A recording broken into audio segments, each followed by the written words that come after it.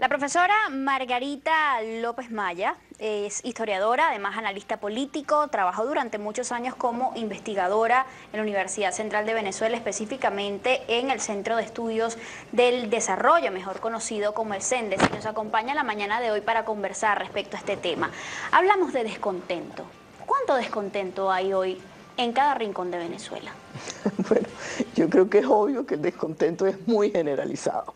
Venezuela fue un país que tuvo grandes expectativas sobre su futuro.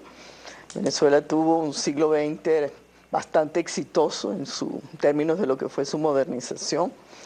Y a finales del siglo eso comenzó a perderse por su incapacidad como sociedad de enraizar esa modernización, esa economía de una manera más firme, más sólida.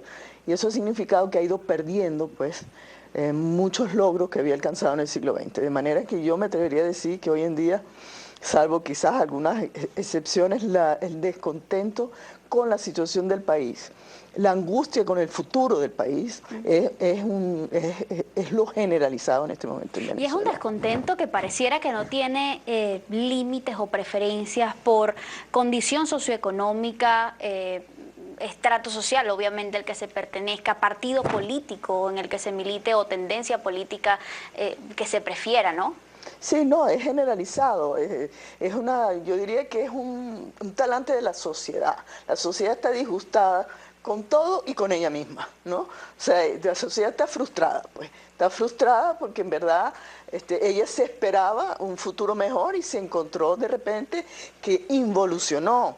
Yo creo que si podemos comparar, de alguna manera eso le pasó a Argentina en la primera mitad del siglo XX, que iba para el primer mundo porque tuvo un boom con la carne y los frigoríficos y todo eso, y de repente se echó para atrás y vino una depresión que hasta hoy ha durado. Yo creo que a Venezuela le pasó eso en la segunda mitad del siglo. Y creo que en eso nos parecemos bastante a los argentinos, porque somos muy exigentes, muy arrogantes y muy quejones, como son los argentinos. O sea, hemos sido los ¿Es del algo Caribe. propio de la cultura latina? No, ¿No? yo diría que no. Yo diría que es propio de una sociedad que está frustrada. Eso puede ser, cualquier otra sociedad puede pasarle eso mismo. Se tenía Exacto. expectativas sobre ella misma que han sido, que ahora se da cuenta que no, que se evaporaron, pues que no están allí, y no solamente no están ahí, pero yo le añadiría a eso que hay una gran angustia que se está viviendo posiblemente en la vida privada de las familias venezolanas, que esa angustia que es el resultado de no saber qué va a pasar en el futuro, de tener que salir del país en muchos casos, sobre todo las clases medias, que ha terminado creando. Bueno, tú llamas a un psiquiatra a pedir una cita y no hay psiquiatra que te la pueda dar, porque están todos absolutamente llenos con las depresiones de la población, Los casos fundamentalmente de las clases han medias que pueden muchísimo. pagarlo. Lo han dicho ya los psicólogos, reconocidos por el Colegio de Psicólogos inclusive.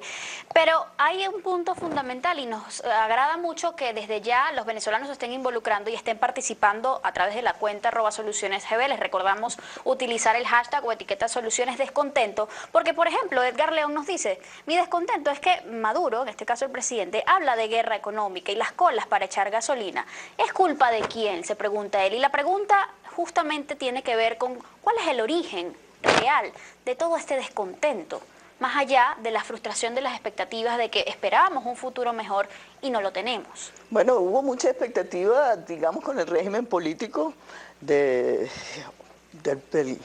presidente Hugo Chávez y ahora de Maduro.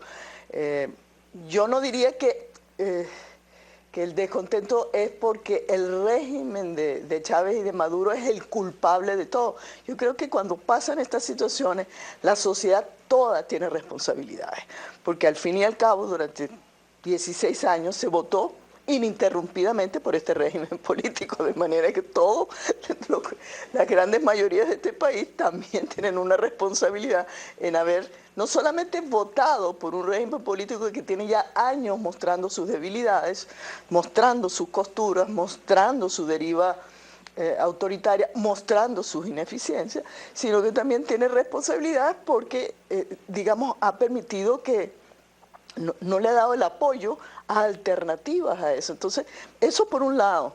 Pero por otro lado, sin lugar a dudas, para mí la crisis, el corazón de la crisis en Venezuela es la incapacidad que hemos tenido como venezolanos de superar el rentismo petrolero.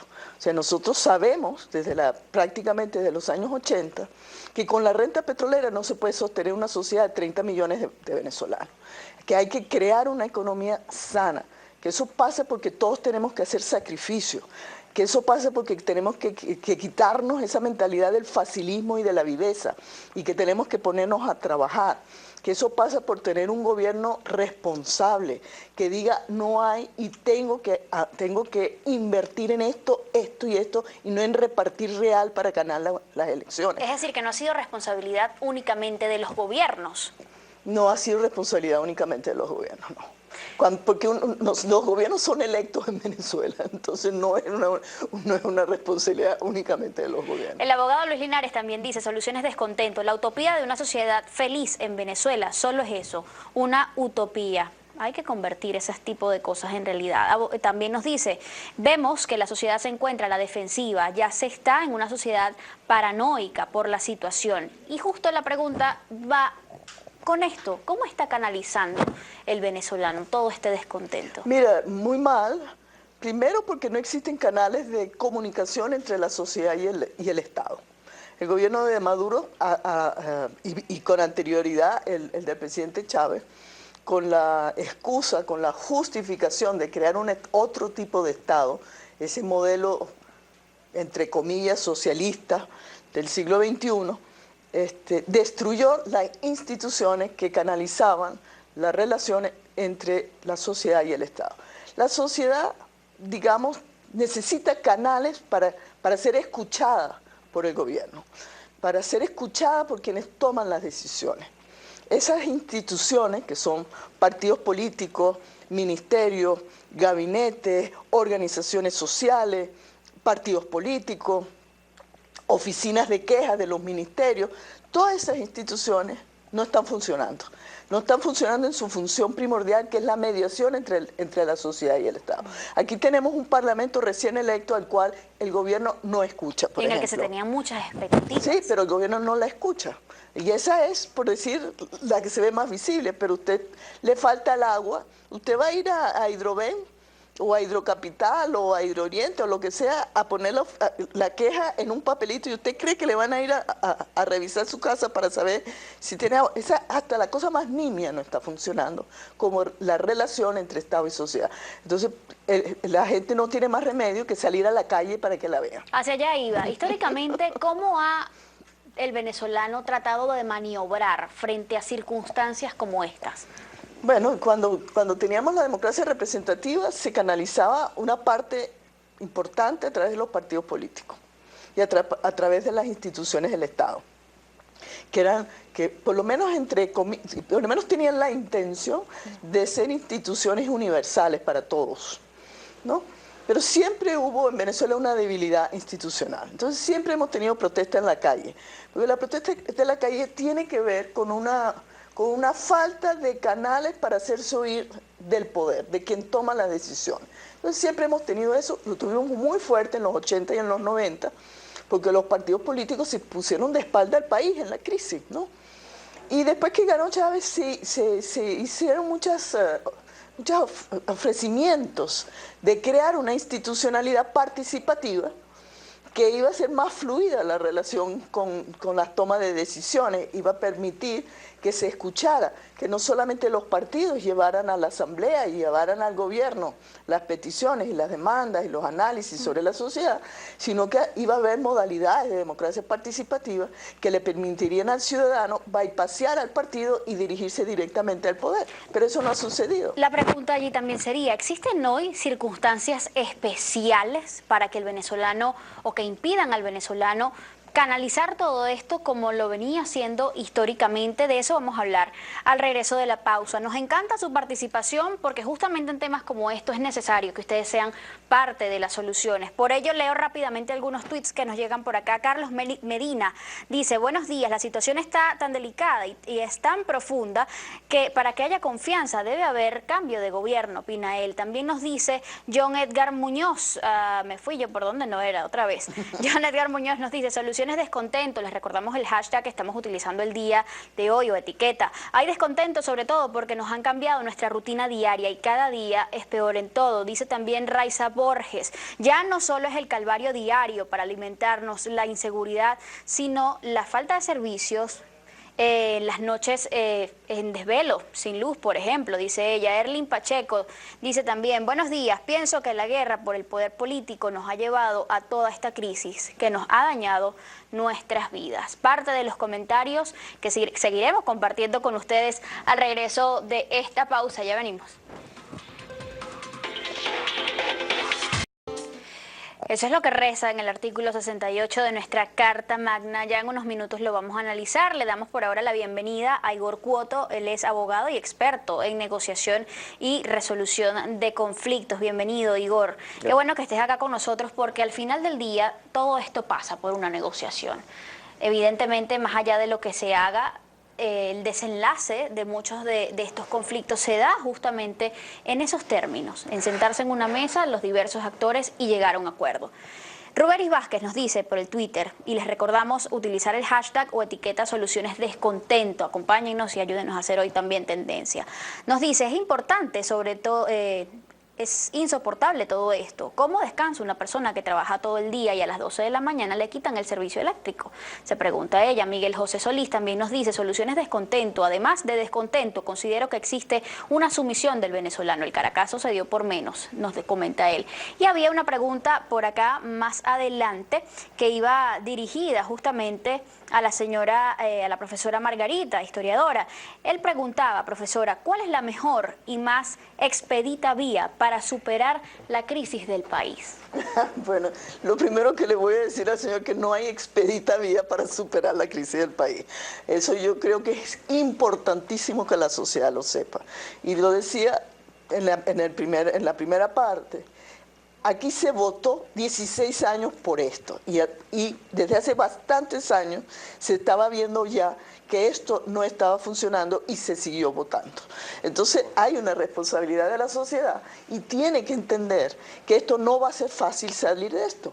¿Por qué? Porque en este momento está concentrado todo el poder en el presidente de la República, quien toma todas las decisiones y que tiene la petrochequera, que es la poquita plata que hay, la tienen ellos. Entonces están confiscados los poderes públicos, con la excepción de la Asamblea Nacional, y a través de los brazos del Poder Judicial y el brazo electoral, están enroscados en el poder, por decirlo de alguna manera. ¿Son estas las condiciones especiales que quizás puedan dificultar que el venezolano actúe frente a las circunstancias como ya lo hizo en oportunidades anteriores? Bueno, fíjate, alguien preguntó ahí sobre por qué con menos se hizo el Caracazo. Eso es relativo, porque nunca se repiten eventos como el Caracazo. Sin embargo, en este momento hay condiciones que son distintas. La represión en la calle es mucho mayor de la que había cuando el Caracazo. El primer día del Caracazo prácticamente no había ni policía, mucho menos militares en la calle. Hoy en día, ante una cola, se produce un conflicto que se produce todos los días, en todas las colas. A las 2 o 3 horas comienzan a haber conflictos en las colas. Ya hay cuerpos de seguridad para tratar de controlar la situación para que no se les vaya de las manos. ¿Disminuye eso las oportunidades políticas favorables, quizás, para el cambio, para generar movimientos sociales? Fíjate tú, lo que eso obstaculiza es la protesta espontánea, ¿no? Porque tú quedas muy vulnerado en la calle. Tú tienes que moverte organizadamente con tus organizaciones sociales o tus organizaciones políticas que tienen que organizarse para protegerte a ti que estás en la calle y para controlar las situaciones cuando las emociones se derraman. Por eso es tan importante la organización en este momento, la organización de la sociedad civil y la organización de la sociedad política. Los partidos tienen que fortalecerse, pero yo creo que en este momento la pata que está más coja es la sociedad civil. La sociedad civil tiene popular, clase media, por sectores laborales, sindicatos, gremios, todo eso tiene que comenzar a moverse y articularse al movimiento político. Organizarse. Organizarse, sí, organizarse, bajar, informar, movilizarse, acompañar a los actores políticos para que esto se haga masivo y con objetivos claros. Porque si no, tú ves mucho descontento que se derrama en una violencia. ¿Indignación moral, profesora? Indignación moral hay mucha. En Venezuela nosotros somos el país de la indignación moral, ¿no? Aquí, de verdad, eso es un síntoma de la poca modernidad que nosotros tenemos, ¿no? Aquí hay mucha indignación moral, de acuerdo con el concepto de indignación moral, que es un concepto de que, bueno, a mí el Estado me ha traicionado. El Estado me ha traicionado y por lo tanto yo estoy indignado. Las revueltas de hambre de la Edad Media contra el monarca, las del antiguo régimen. Yo tengo derechos y el poder tiene que responderme. Aquí en Venezuela, como somos un Estado rentista, como tenemos un petroestado y estamos acostumbrados a que tenemos derechos pero no tenemos deberes, hay mucha indignación moral en este momento, pero tenemos que trascenderlo de la indignación moral para aceptar las responsabilidades que también tenemos, para organizarnos, para buscar un cambio político pacífico, que está en las urnas indudablemente, pero también está en este momento, necesita de la presión de la calle y necesita de todo tipo de presiones hacia el que está en el poder y que no quiere escucharnos. Vamos a buscar aclarar un poco más este punto. Igor, ya tú has estado con nosotros desde que comienza el programa, has estado escuchando los planteamientos de la profesora. ¿Qué opciones frente a toda esta situación tiene hoy el venezolano para buscar la satisfacción de sus demandas? Bueno, tal cual como lo dijo la profesora, la única vía es la organización. Venezuela está viviendo un momento de conflictividad al extremo. Aquí Venezuela está viviendo una olla de presión y lo que está tratando de hacer el gobierno muchas veces es ver cómo esa olla de presión suelta un poco de presión, pero lamentablemente la situación cada vez, esa olla de presión cada vez más va creciendo, etcétera, y la sociedad civil tiene que organizarse porque hay mucha frustración, hay mucho descontento y la conflictividad está creciendo día a día. Los sindicatos, los empresarios, los gremios de maestros, los gremios empresariales, todo el mundo siente, tú empezaste el programa diciendo, cuando salimos a la calle, bueno, y vemos y chocamos con esa realidad. Bueno, el empresario le pasa eso cuando sale a su negocio, el sindicalista le pasa eso cuando sale, el obrero le pasa eso. Es decir, tenemos una sociedad donde hay un inmenso descontento y donde hay una gran conflictividad y por el hecho que no se comunique los grandes conflictos, porque es verdad lo que dice la profesora, aquí todos los días hay un conflicto, aquí todos los días hay manifestaciones, lo vimos en los 17 promedio, imagínate. 17 promedio, diarias, lo que tú enseñaste ahorita al principio del programa. Ahora, por el hecho de que eso no se conozca, no es que está dejando de pasar, ¿no? Por el hecho de que tú envíes a los cuerpos de seguridad a un supermercado, porque sabes que a las 2 horas, ¿no? La población va a empezar a tratar de saquear, etcétera, no significa que eso está dejando de pasar, ¿no? Y que pueda seguir pasando. Y que lo haya resuelto, no lo resuelve. El gran problema, y esto hay que entenderlo, el gobierno no ha entendido, desde el inicio del régimen del presidente Chávez y ahora con el presidente Maduro, no ha entendido que aquí hay que dialogar, que aquí las políticas públicas, es necesario la construcción de un consenso. No se puede construir un país constantemente con la confrontación, buscando la confrontación y tratando de decir que la razón y la verdad la tengo yo y que los equivocados son los demás. Aquí, para ponértelo facilito, mira, hace 3, 4 años atrás, cuando hubo el famoso cambio de uso horario. Aquí todos los especialistas dijeron, señor, no cambie el uso horario. Entonces, ¿qué salieron diciendo? No, hay que cambiar el uso horario porque además de ahorrar más energía, los niños van a ser más inteligentes porque va a haber más luz del sol.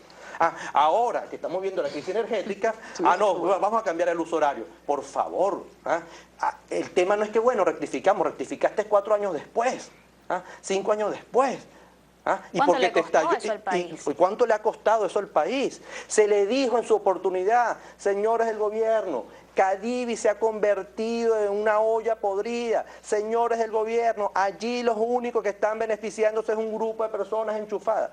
No, eso es atacando el sistema, cambiar. Nosotros estamos protegiendo. ¿Y qué ha pasado? En los últimos 17 años, la fuga de capitales ha sido mucho más grande que en los años anteriores. ¿Fue diferente la recepción de planteamientos políticos hechos de parte de, digamos, bancadas opositoras al régimen de turno respecto a esta situación comparado con estos últimos 17 años? No te entendí la pregunta. Antes de estos últimos 17 años, ¿los gobiernos eran más receptivos ante este tipo de críticas hechas por opositores? Fíjate, eso es el punto. Nosotros veníamos de una crisis cuando ganó el presidente Chávez. Eso hay que recordarlo, porque ahora viene la nostalgia, ¿no? La nostalgia que estábamos muy bien. No estábamos muy bien. En los 80 y en los 90 estábamos en crisis, en una crisis muy severa. Habían aumentado los problemas de inseguridad, los homicidios por 100.000 habitantes, había desabastecimiento, había inflación, había control de cambios, todo eso estaba que trajo allí. Como resultado el escenario político. Claro, de que trajo como resultado el cambio político hacia el presidente Chávez, que ofreció solucionar ese problema y no lo solucionó. O sea, no lo solucionó, lo ocultó porque tuvo una prosperidad petrolera muy fuerte, histórica. En Venezuela nunca habían pasado prácticamente del 4 al 12, son 8 años, 6, 2, 8, sí, 8 años ininterrumpidamente de aumento de los precios petroleros. Entonces lo que se hizo fue echarle plata a eso y ocultar los problemas estructurales que tenía el país. En lo que el precio del petróleo comenzó a bajar o a ser errático, comenzamos a tener problemas. Y cuando comenzó a bajar, que ha bajado desde hace 2 años ininterrumpidamente, ahora estamos en la crisis, pero una crisis brutal como nunca la habíamos tenido. Entonces volvemos otra vez. Es una irresponsabilidad del gobierno que dilapidó esa renta petrolera durante todos estos años, pero también es una responsabilidad de la población que votó simplemente porque conseguía una beca, conseguía una misión, conseguía un viajecito, conseguía unos dólares a precios increíbles, ¿no? Porque el dólar de Cadivi, tú salías con el dólar de Cadivi, eso era una cosa baratísima, ¿no? Para las clases medias. Entonces, bueno, eso es lo que tenemos que concientizar. Y yo voy a volver otra vez, tenemos que concientizar eso a través de los movimientos sociales, de los gremios, de los actores sociales, que van a crear el tejido social que pudiera ayudarnos a un cambio político, pero a un cambio político responsable, que no repita la situación, que no llegue allí para volver a dilapidar la renta petrolera. Y lo más importante, el desafío más importante es que construya una economía que no sea una economía rentista, que sea una economía que sea el producto del trabajo de nosotros. Esos grupos sociales crean además las solidaridades entre la población. Igor acaba de hablar de los empresarios. ¿Cuál es la solidaridad de los empresarios entre ellos? Para que haya democracia, aquí todo el mundo tiene que hacer sacrificio. No es que a mí no me dan dólares, pero a él sí, y entonces él se va y habla con el gobierno y hace lo que tiene que. Ay, bueno, pues tú, porque me das a mí y no le das al otro, y yo soy un negociante y yo no me meto en política. No, aquí la situación es sumamente grave, y si pudiéramos, vamos a ir para un cambio político, no necesariamente democrático. Las condiciones son bastante adversas para una democracia, y si aquí la población, los gremios, las organizaciones no se responsabilizan junto con los actores políticos en comprometerse con una salida pacífica y democrática, aquí puede venir claramente una situación peor de la que tenemos. vamos a estar claros. Aquí puede venir una autocracia más severa que es lo que tiene planteado en este momento Maduro por con el decreto, ¿no? Y el decreto de excepción. Ya el decreto de excepción ya es un cambio político ya hacia un Estado mucho más autoritario. Hay algo que es bastante interesante y muy debatido, sobre todo en las calles. Hay muchas personas que hablan de que esto no cambia si el gobierno no cambia. La pregunta es, ¿hay posibilidades de que bajo el mismo gobierno puedan tomarse los correctivos necesarios aún a estas alturas? Eso lo debatimos al regreso de esta pausa. Ya venimos y continuamos también leyendo la participación que nos llega a través de la cuenta en Twitter, @solucionesgb. Recuerden utilizar el hashtag o etiqueta solucionesdescontento. Ya venimos.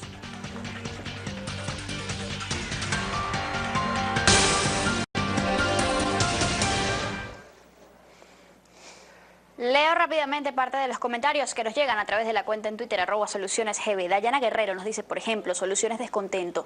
A pesar de la situación que vivimos, debemos respirar profundo y seguir adelante con la mejor actitud. También nos dice por aquí John Edgar Muñoz, el descontento es Vox Populi en cualquier rincón del país y queremos un cambio pacífico y sin traumas. Ruberis Vázquez dice nuevamente, soluciones descontento, las personas están muriendo por falta de medicinas, no por sus patologías o enfermedades.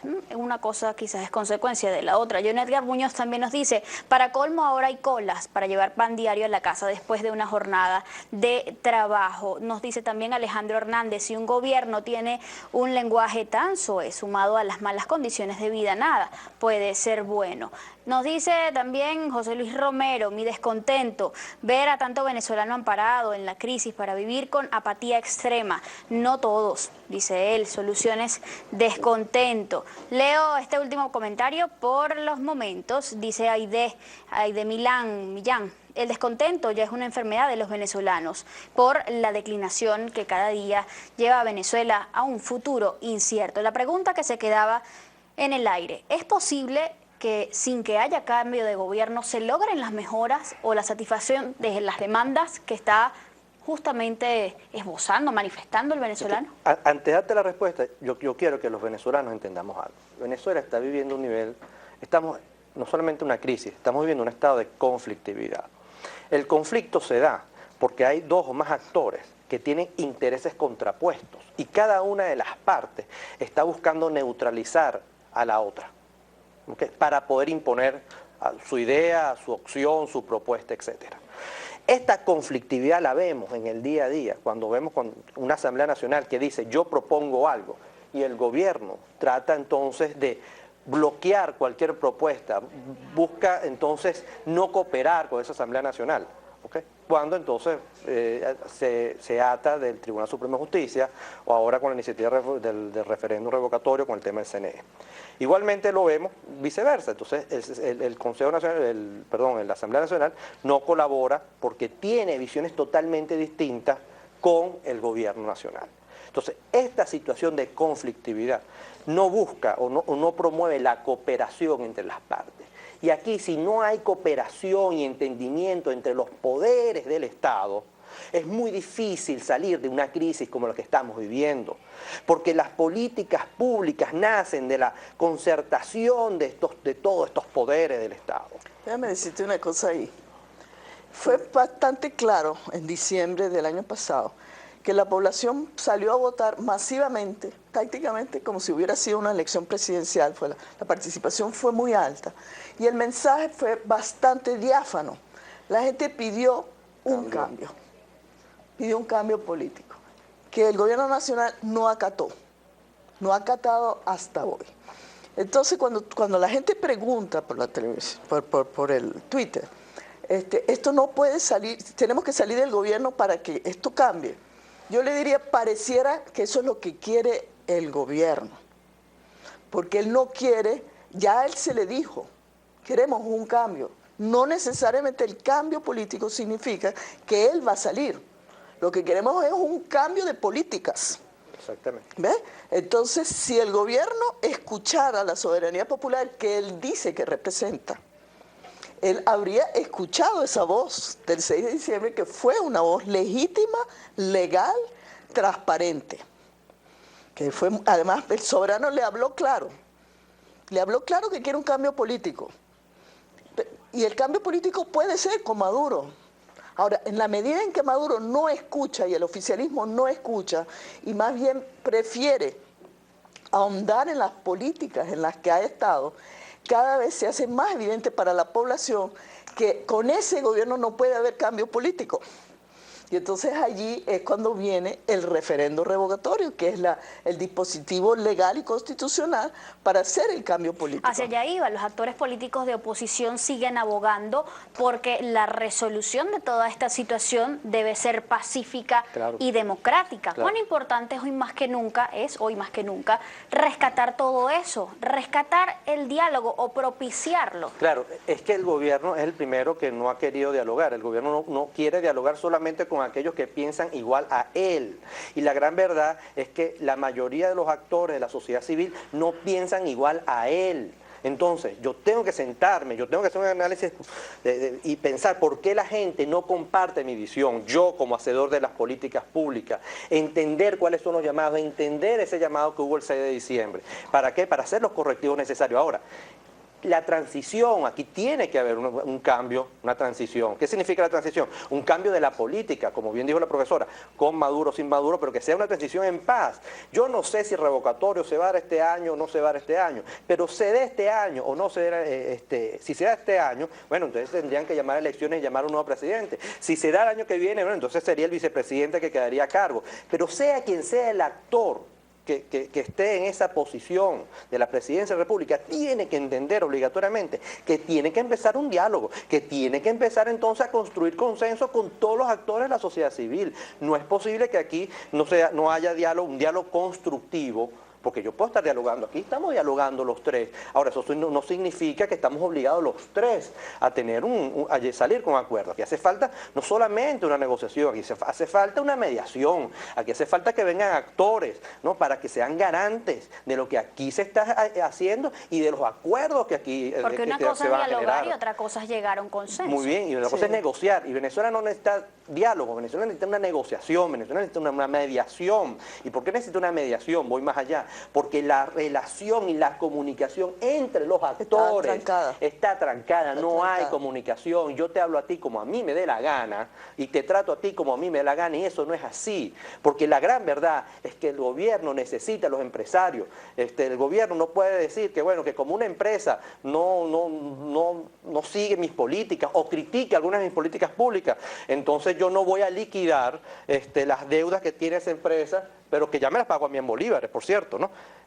Como es el caso de Empresas Polar. Yo digo, Dios mío, se las pagaron. Es que le dimos a los empresarios los dólares. Mentira, los empresarios no le dan los dólares. A quien le dan los dólares es a los comerciantes. Pero a los empresarios no, los empresarios lo que le dan es materia prima. El punto es que para que haya negociación y para que se llegue a un acuerdo, como tú lo estás diciendo, es necesario que también existan mediadores. ¿Quiénes son los mediadores más indicados en estos momentos? En este momento, justamente para interceder. Pareciera que la situación es tan grave, la venezolana, que pareciera que internamente no tenemos la suficiente fuerza para hablar, nadie para hablarle a la sociedad, al Estado, desde la sociedad. El gobierno reiteradamente se ha negado a escuchar a la sociedad venezolana por esta cosa rentista que tiene. Él está acostumbrado a que como él tiene mucho real y ese real no es el producto del trabajo venezolano, entonces él hace lo que le da la gana, ¿no? Con sus enchufados, con su burocracia. Entonces, ante esa situación, en este momento es muy importante la presión internacional que se puede hacer sobre el presidente. ¿Cuáles son esos actores? Esos actores son, en primer lugar, las naciones latinoamericanas, que son afines. Yo diría que fundamentalmente las que son afines, y yo diría más todavía, yo creo que aquí el gobierno cubano debe jugar un papel mediador, porque creo que Maduro lo escucharía. A pesar de la situación política y de la política internacional que está llevando Cuba en estos momentos. Por eso mismo, porque si algo hace Maduro es ir para La Habana a pedir consejos cada 15, 20 días, se va para allá. Entonces, de alguna manera, es un interlocutor válido para él.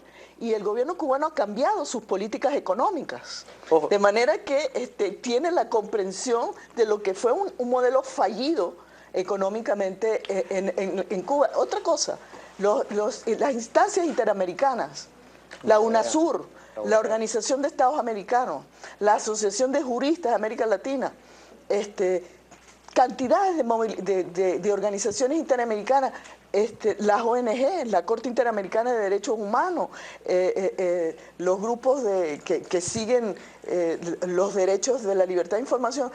Aquí necesitamos la presión internacional, pero necesitamos una presión internacional que Maduro escuche, que el presidente y el oficialismo respete.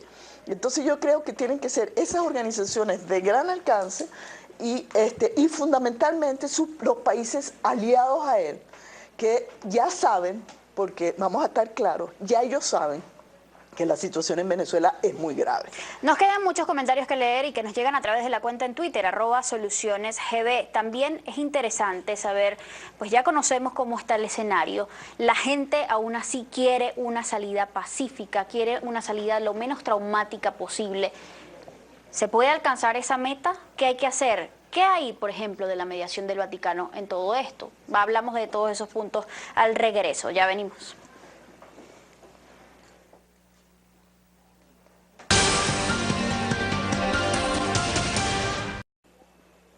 Aquí hay un punto que dejar claro, porque cuando estamos hablando de que definitivamente una resolución de todo esto pasa por la vía electoral, pero también por la activación de los movimientos sociales, muchísimas personas pudieran irse hacia el lado de la conflictividad, de la violencia. Y la pregunta es, profesora, para dejar este punto bien claro, porque es importante, sobre todo en estos momentos, ¿a dónde o cuánto nos podría beneficiar la protesta violenta en estos momentos? No, la protesta violenta no beneficia. O sea, para un movimiento que aspira a una transición democrática, la protesta tiene que estar en la calle, pero pacíficamente. En la teoría sobre las protestas, que se llama la política de la calle, y que la utilizan hoy en día prácticamente todas las naciones, las democracias del siglo XXI tienen mucha política de la calle. Siempre está muy claro que existen como por naturaleza 3 tipos de protesta. Una convencional, que es legal, que tú llenas todos los procedimientos legales y te dan el permiso y tú haces tu manifestación para abogar por una demanda. Después está la violenta, cuando se producen pérdidas de bienes o de la integridad o de física o de la vida humana. Esas son protestas violentas, pero está una que es difícil de definir, pero se llama la confrontacional. Es la más eficiente de todas las protestas. ¿En qué consiste? Consiste en que tú te mueves masivamente mostrando tu fuerza y llegas al límite con el otro y produces una tensión de tal magnitud que obligas al otro a escucharte, sin actuar por fuera de la ley. Entonces, para eso tú tienes que ser creativo, organizado, un poco lo que hacía Gandhi. Tienes que ser creativo, tienes que ser organizado. El movimiento estudiantil sabe mucho de eso. El movimiento estudiantil de repente se desnuda y entonces, la policía se siente, pero que con unas ganas de reprimirlo porque le parece eso una obscenidad. Pero tú no has hecho nada ilegal, tú te desnudaste y ya está, ¿no? Y la televisión y todo el mundo está allí y pasan por la televisión. Yo recuerdo en los años 80 una protesta que me pareció extraordinaria. En esa época la inflación se comió el sueldo de los las pensiones de los jubilados, estaban pasando hambre, ¿no?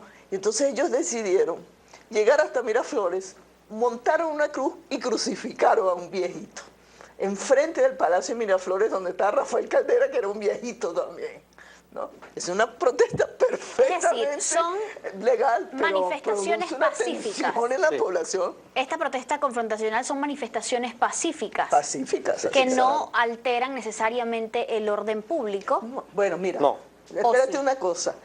La protesta de calle se usa para alterar las rutinas de la vida cotidiana. Claro.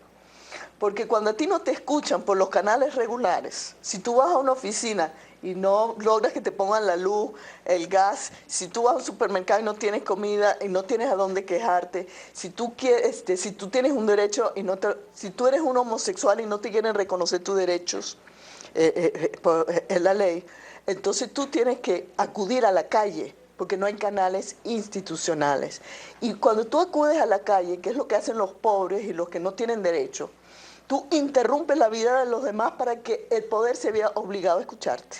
Entonces, esa es la confrontación de la política. Es la forma de Ella es ejercer tensa. presión. Claro, Esa es la tensión y es por de la eso, política y es de la por eso que tú ves, como inició este programa, con las estadísticas de conflictividad, ¿por qué hay mayor número de manifestaciones de calle hoy en día en la calle? Porque esos medios regulares, que son los que deberían canalizar el descontento, encauzarlo de la gente, no funciona, y al no funcionar la gente busca. Ahora, el punto aquí es que, ya lo decían ustedes también al inicio del programa, hay que buscar esa articulación entre movimientos y organizaciones sociales con los partidos políticos, porque esto no es solamente un problema de partidos políticos. No. Vamos a dejar que ellos hagan. Aquí esto es un asunto de corresponsabilidad. Sí. ¿Cómo podemos todos y cada uno de nosotros hacer para lograr que esa resolución sea democrática, sea pacífica, que es lo que la gente está anhelando? Mira, yo voy a ser mucho más crudo en la respuesta. La gente tiene que entender algo. El gobierno tiene que entender algo. Señores del gobierno, ustedes tienen que cambiar la política de este país. Ustedes son los que tienen el control del dinero, el Tribunal Supremo, etc. Si no, la conflictividad de este país va a crecer.